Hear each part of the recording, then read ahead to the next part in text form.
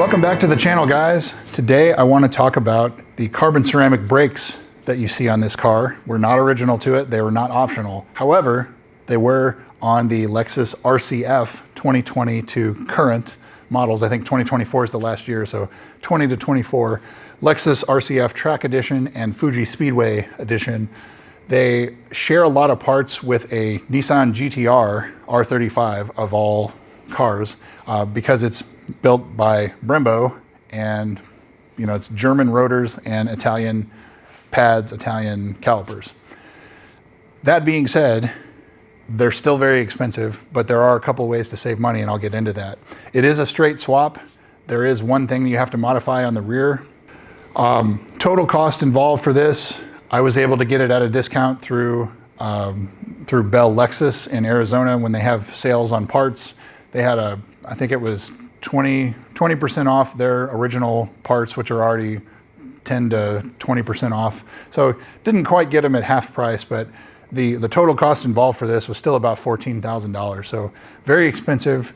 If you're going to track your car, there's two schools of thought: steel rotors, or do you want less unsprung weight with a higher running cost?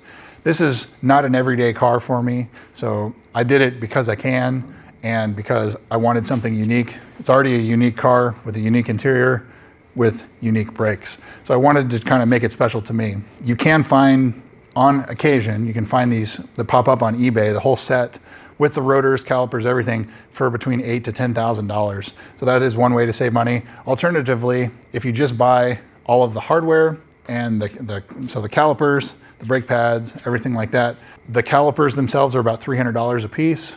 The hardest part to acquire for this whole setup are the springs and the clips for the rear calipers. The reason is those are the same exact parts on the Lexus LFA.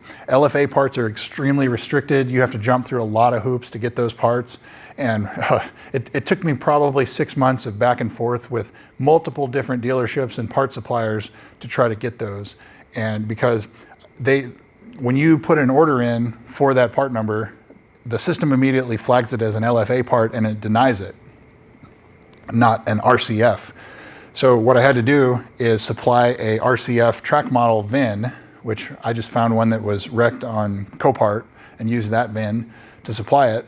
Just a couple emails with Lexus and the parts guy, they still couldn't, it's like they didn't understand. Like, look, this is not going on an RCF. It's not for an RCF. Here's the VIN for that car. And it's like you're talking to a wall. So it took a lot of getting a hold of the right people at Lexus, and I guess at their warehouse in California, to say, look, this is going on an RCF, which is really going on a GS-F. But not only that, but all it is, it's a little spring pin and a rod that goes through to hold the pads in, two of those. So 3 pieces, and it's $200 and something for those. Just ridiculously expensive. It's a Brembo OEM part. That's all it is. It comes in a Brembo box or a Brembo bag, not a Toyota box. But that's going to be extremely hard to find. So I'll leave in the video description all of the parts that are used, all the part numbers as of right now. There are substituted part numbers from the originals that were available, so I guess they've updated something. Another thing you're going to run into is if you buy these calipers brand new, Toyota literally throws them in a box and slaps a shipping label on them, and they get damaged. The paint chips off very easily because they're not well packaged. Companies like Bell Lexus in Arizona, they actually quit ordering calipers for these cars because they had so many get damaged. So you're going to probably have to find some other supplier to get these calipers, or you buy them used. But they are different than regular RCF and GS-F calipers because the rotors are bigger. These are 400 millimeter rotors, so almost 16-inch rotors, just massive, massive rotors.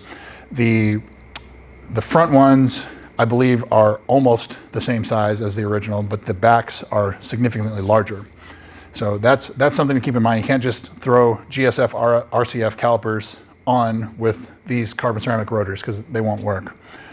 You also will need the dust shields, splash shields that go behind them because they're different, specifically on the back, and that's what I was talking about modifying.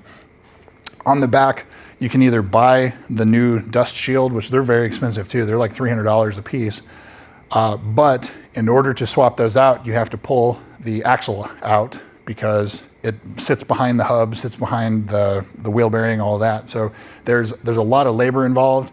I bought the parts, however, I did not swap those over. Instead, I modified the existing dust shield, and all that is take a pair of 10 snips, cut several snips in them, bend them flat so it doesn't contact the rotor, and then you don't have that issue.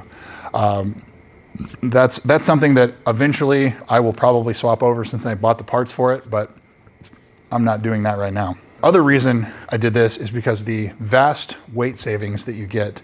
Unsprung mass is huge on these cars because you have such big, heavy steel rotors. They're massive. And the weight savings, you're talking about in excess of 20 pounds or more per corner that you're saving, which is tremendous for unsprung weight. So that's another reason I did it. Will I track this car? I don't know. I may at one time, but for now it's never been tracked. I'm keeping it that way.